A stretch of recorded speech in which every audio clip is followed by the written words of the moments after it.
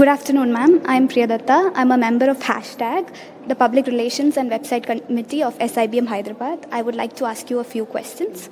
My first question is, what advice would you give MBA students on balancing multiple roles and interests along with academics? Can I be very honest with you? I think when you're starting out in life, balance becomes a little hard because you're kind of grappling and you're trying to catch up with what you want to do, right?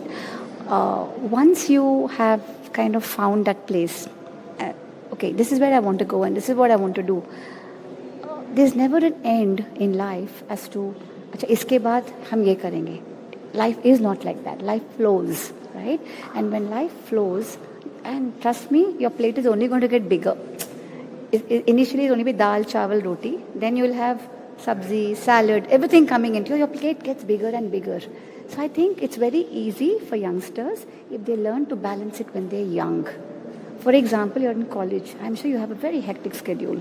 And we very often say, abhi ye nahi karte, ab nahi hoga. Imagine if you're a homemaker and you're working in a corporate world. Don't you think you have to run your home and also do this? So don't ever, when it's possible, with just dal, roti, chawal, sabzi, make sure you're doing justice to all four, because when the fifth one comes, you know how to handle the fifth one. That's the best advice I can give you. That's an interesting take, ma'am. Moving on to the second question.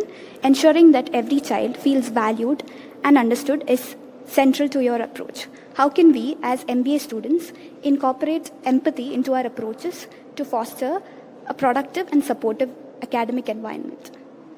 First thing, I think, if we can recognize that everybody is as human as you are, is the first step. Everybody has the same fear that you have. The insecurities are similar. We all want to do well. Nobody here wants to say, "Acha, mujhe failure banna hai." Everybody wants to do well. And if we can look at that, and whether it's a student perspective or any perspective, I think it's very important to understand, look at any situation from another person's perspective.